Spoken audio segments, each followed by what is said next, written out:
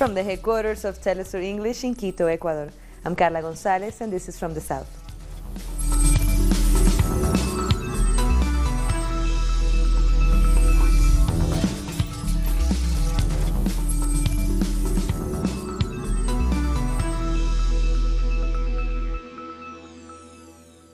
Our top story, WikiLeaks says Ecuador is preparing to expel its founder, Julian Assange, from its embassy in London within hours to days.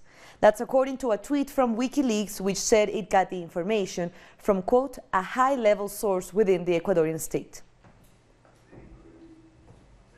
And WikiLeaks also says the Ecuadorian government will use the INA Papers scandal as a pretext to expel Assange. The tweet also claimed Ecuador already had an agreement with the UK for his arrest.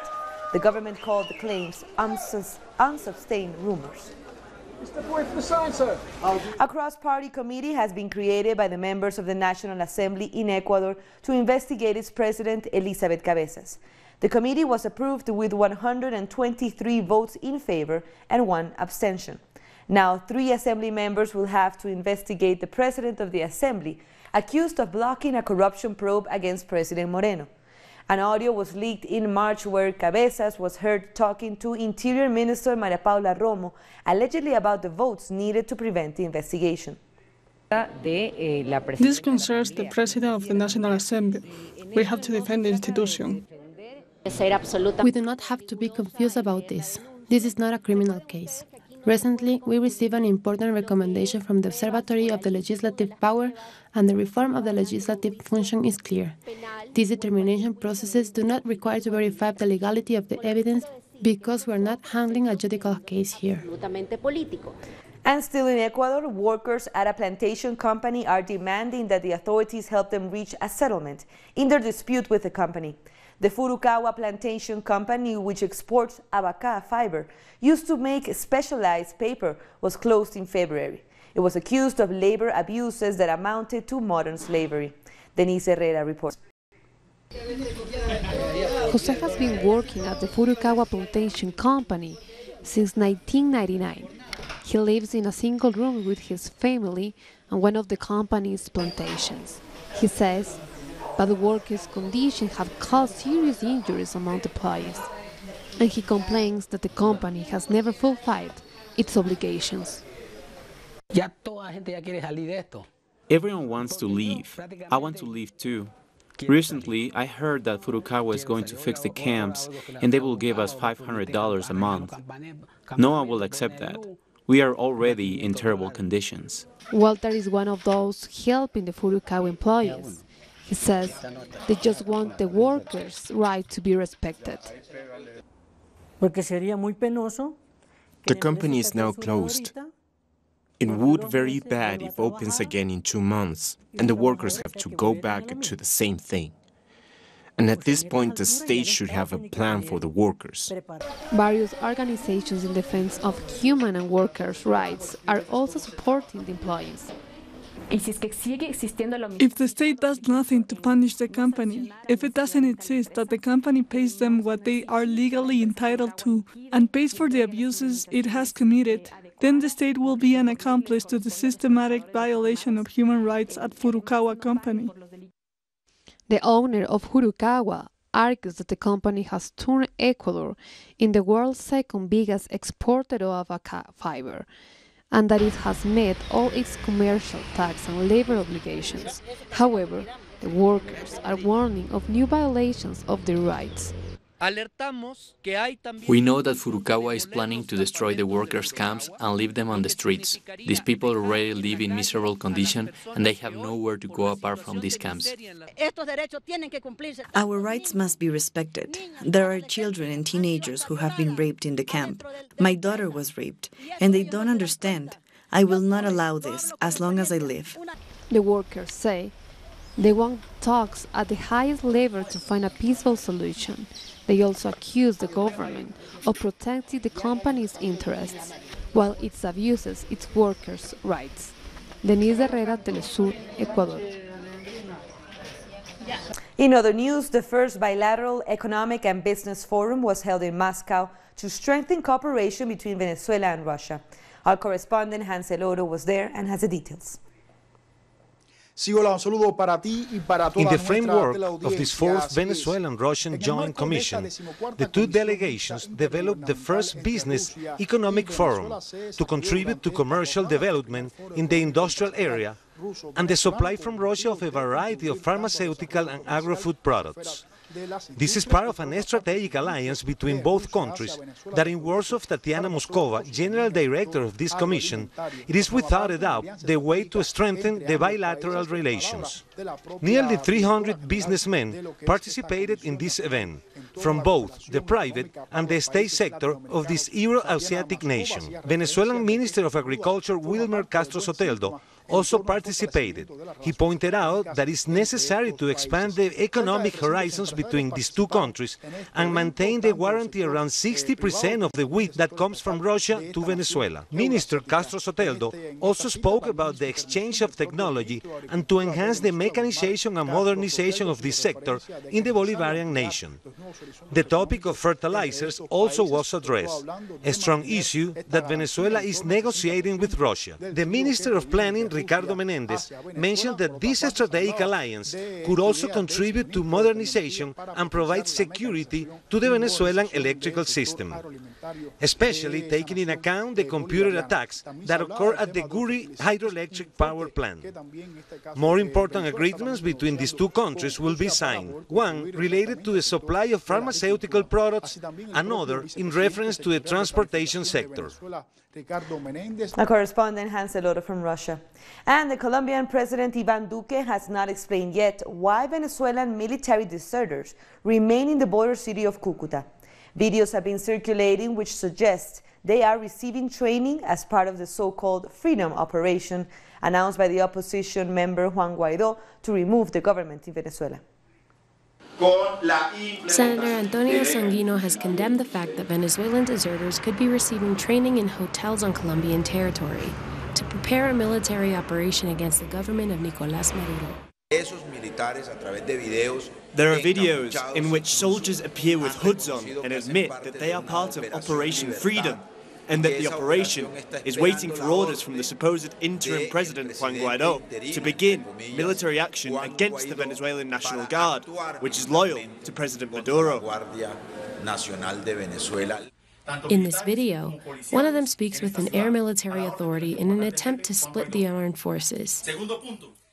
We are here in the Syria with only one mission, which is to free our country, following the instructions given by our Commander-in-Chief, Juan Guaidó, as part of Operation Libertad. The Colombian government denies all this, but it still hasn't clarified the situation of these former soldiers in Colombia, 1 month after they entered the country. There is no military training in Cúcuta. That is false. And anyone who says that, and I say this bluntly, although I don't like to use the word, is lying. The only training they might be receiving from the National Training Institute is information technology and communications. The human rights defender Wilfredo Cañizares says the Colombian government must explain if these former soldiers are refugees, why are they still being kept in hotels in Cúcuta and Villa del Rosario, and why are they talking about Operation Freedom? There is no reason for them to be in places like these, for them to be locked up and prevented from leaving or speaking to anyone. They are virtually imprisoned. What is the Colombian government waiting for? What is it organizing with these soldiers?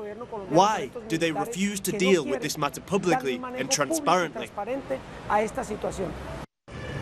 The UN Agency for Refugees, the ACNUR, has also not said anything about these actions, which would contravene the international rules on refugees and would also mean that President Iván Duque is in breach of the Colombian Constitution. And at the same time, the social minga is growing across Colombia, with more supporters joining on the 27th day of demonstrations. On Thursday, students of the University of Cauca ratified their support for the minga, which is led by indigenous communities, Afro-descendants and campesinos. Young people across Colombia have also denounced threats and repression by police against demonstrators. They have said that at least 3 of their colleagues have been detained. Organizers say the Minga Social won't stop until President Duque negotiates and recognizes their demands. More than 12,000 people have joined the protests. A group of Colombian activists have been mobilizing in Europe, demanding an end to the persecution of social leaders in Colombia. They will march from Paris to The Hague, more than 400 kilometers away, to denounce the 570 murders of leaders and activists since the peace agreements were signed in 2016. Now to the Caribbean, Jamaica's ruling party is claiming victory in the hotly contested by-election in Portland Eastern. The party says Anne-Marie Vaz will be the first female member of parliament to represent the constituency. The seat was left vacant following the murder of MP Dr. Linvale Bloomfield in February. The win means the ruling party will increase its narrow House majority. And Jamaica's former Prime Minister Bruce Golding will lead a Commonwealth group to observe the parliamentary elections in the Maldives. Despite the Maldives' withdrawal from the Commonwealth in 2016, the country has expressed interest in rejoining it. As part of this process, President Ibrahim Mohamed Solih requested observers from the Commonwealth. The polls are scheduled for this Sunday. The president has accused the opposition of trying to delay the election, but there is no official word on any postponement. We have more stories coming up. We'll be back.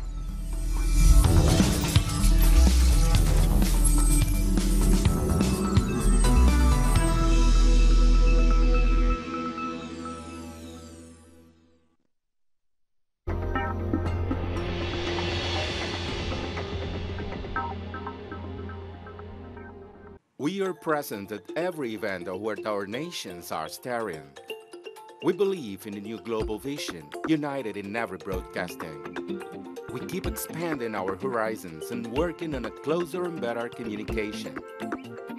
Now, in Grenada, Telesur, the news source from South America and the Caribbean.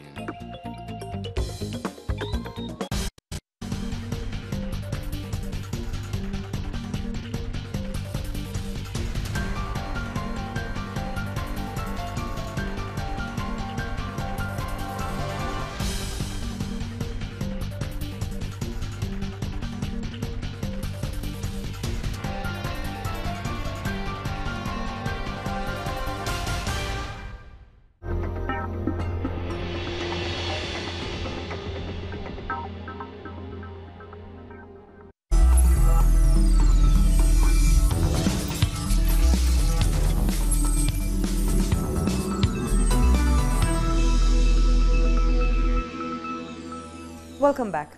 It has been almost 40 years since hundreds of indigenous people in Guatemala were forced off their lands and massacred to make way for the construction of the Chicxoy hydroelectric dam. Yet displaced families are still fighting with the Guatemalan government for compensation for the atrocities. Indigenous families, representing 33 displaced communities in central Guatemala, have staged a sit-in protest in front of the presidential palace. They were displaced almost 40 years ago due to construction of the Chicxoy hydroelectric dam in the north of the country. Over the years, they have faced various problems and now demand that the government compensate them. The Chicxoy hydroelectric dam floated 50 kilometers length. Some families were evicted, but there were communities who were simply massacred, and that's why the people who are here today demand that they receive reparations for these serious human rights violations. In 2014, the Guatemalan government issued a decree to compensate the displaced families with land and health and education programs. But communities say none of these promises have been kept. Displaced people who were children at the time say they really don't want the same fate for their children. We suffered a lot back then because we had nowhere to go, nowhere to collect firewood, nowhere to grow our food. That's why we are here, so that the government will fulfill its promises, so we can move on with our lives. Maybe this time, it won't be the same. The construction of the Chicxoy hydroelectric dam began in 1976. The military regime at the time and the security personnel of the project forcibly evicted hundreds of indigenous people from the area, but those who resisted were killed without mercy. In total, 447 brothers and sisters and children were slaughtered. The first massacre took place on March 4th, 1980, because our brothers didn't want to leave their lands. The dam was financed by loans from the World Bank and Inter-American Development Bank. Yet these international organizations, dedicated to supporting development, didn't pay any reparations for the damage it had caused, and they haven't pressured the Guatemalan government to compensate displaced families. U.S. President Donald Trump has said he would impose tariffs on Mexico if authorities don't control the border with the United States. This comes just a week after President Trump threatened to close the southern border. If the drugs don't stop, Mexico can stop them if they want. We're going to tariff the cars. The cars are very big. And if that doesn't work, we're going to close the border. But I think that'll work. That's massive numbers of dollars. So if we don't see people apprehended and brought back to their countries, if we see these massive caravans coming up to our country right through Mexico, coming right through Mexico like nothing. In response, a top Mexican trade official said that the trade agreement between Mexico, the United States, and Canada is firm regarding the car industry and not under threat. The Mexican ambassador to the United States also addressed the issue. We are responding on the migration side in a respectful way at the highest level, and then the USMCA, the trade negotiations are a separate track, a separate window, and we are dealing with that also in a respectful and positive way. I think it's very clear by the various stakeholders in the bilateral relationship that closing the border doesn't help anyone and that it would cause serious harm not just to both countries' economies, greatly affecting U.S. border districts and Mexican border cities and states. But it would also damage the trust between both countries and the collaboration we currently have between both countries.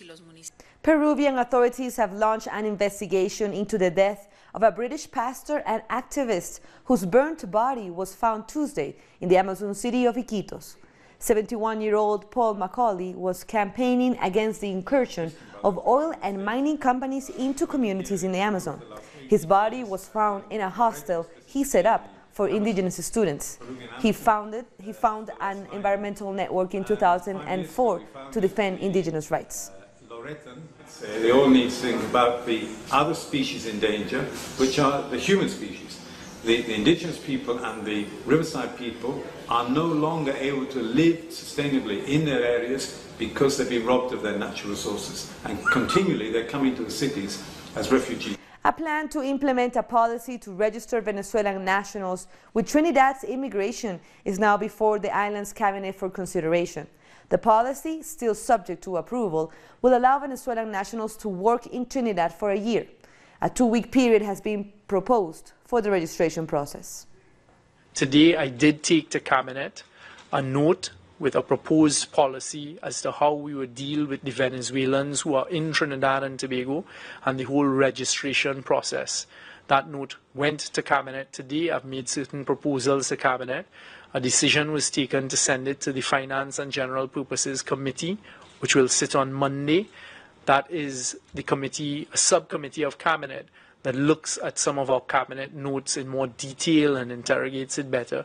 As you would be aware, this policy has very far-reaching effects. There are a lot of things to consider, etc.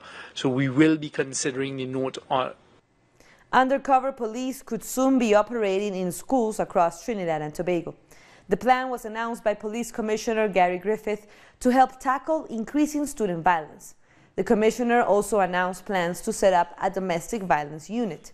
High-tech equipment would enable officers to actually see the location from where a distress call was being made. People would be able to file reports of domestic violence through an online system. We're taking one last break. Stay with us.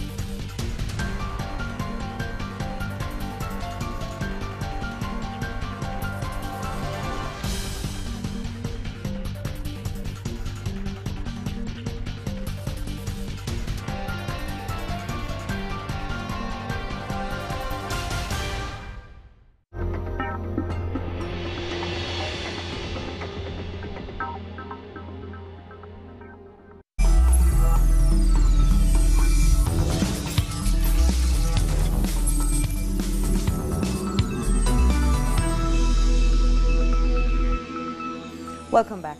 The British Prime Minister Theresa May has written to the President of the European Council, Donald Tusk, asking for a Brexit extension until June 30th. On Thursday, the House of Commons passed a bill demanding that the PM ask for an extension to avoid a no-deal scenario.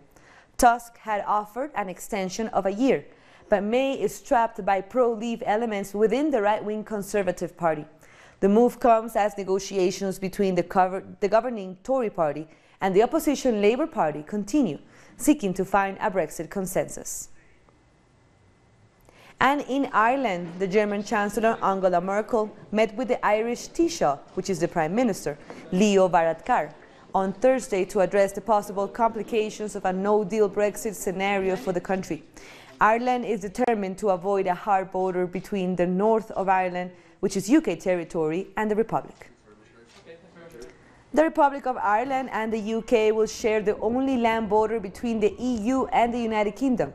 A hard border threatens to destabilize peace agreements made in the north of Ireland, and for many local residents suggests a return to the day of troubles. A struggle for sovereignty which lasted 3 decades and cost over 3,000 lives. We said that if the UK had not ratified the withdrawal agreement, it should come forward with a clear plan for the way forward by next week, or it would leave the European Union on the 12th of April without a deal. This is an outcome that none of us want to see. Matters continue to play out in London, and I think we need to be patient and understanding of the predicament that they're in. But of course, any further extension must require and must have a credible and realistic way forward. Hundreds of teachers and students across France have taken to the streets to protest against education reforms proposed by Education Minister Jean-Michel Blanquer. The protests are part of activities by teachers' unions to show their opposition to reforms, which, among other things, seek to integrate primary and secondary schools. The reforms approved by the National Assembly include the so-called exemplarity clause, which unions say will limit teachers' freedom of speech. We are scandalized, outraged, and feel hopeless when we see what's going on at the moment. We have fewer and fewer resources, but they're asking us to do more and more.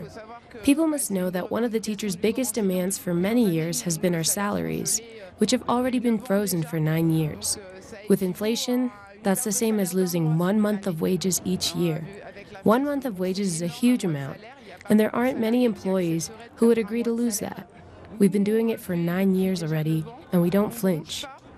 South Africa's Socialist Revolutionary Workers' Party is holding its first National Congress and Manifesto launch. The launch is being attended by over 1,000 delegates from across the country and dozens of delegates from political and social movements from Zambia, Brazil, Spain, Palestine, and the United States.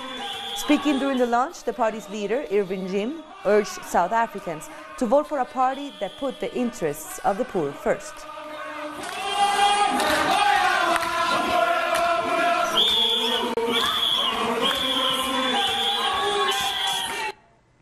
A project launched in North Kivu in the Democratic Republic of Congo is aimed at rewriting the country's history and helping children to take charge of their destiny. Our special correspondent reports. In the distance, the Nyiragongo volcano, which makes it easier for bandits to vanish into nature. At 1840, bandits broke into my place. We were hit and told to lie on the floor. They had weapons. Outside our house, they killed a mother. Further along, they killed a young man and kidnapped his sister. They kidnapped us too, and only released us when they got a load of money. At any time, they come and steal from us. We want to live in peace. There are soldiers on the hill. We need them to do their job and protect us. The library is one of the tools that allow children to write about our history and get to know the world, thanks to the books. Every time they come to study, they bring food for their rabbits, leaves which they gather anywhere. and they each bring some kilos of fertile soil to make a civet where they can plant trees. They have to understand that the solutions are always local, and they are the ones who have to apply them.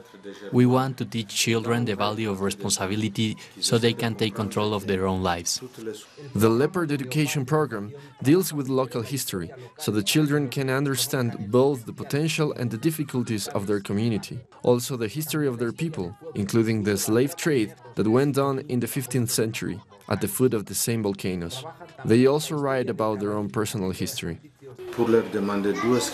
We asked them where they came from. Some of them knew and others didn't. This gave us the chance to assign them homework where they talked to their parents to find out where they come from. Ndosho is a young neighborhood. It was formed in 1996. So the children researched their own biographies and wrote about it themselves. This helps to boost their self-esteem. Psychologically, we want to encourage this because not many people in this country can write and research like that. It stimulates them. Using local resources, they also made a documentary about Lumumba. They worked with a local journalist who had recorded some material, and they produced this film. It wasn't very sophisticated, but it was shown at a festival. It's about Lumumba, and the actors were the children and Mama Prefi. Les entreprises et les églises, la bière et la prière. The documentary tells the story of a teacher who organizes with his students, in spite of all the difficulties, a show about the end of mediocrity. With that story, we come to the end of this news brief, but you can find this and more by going to our website, telesurenglish.net.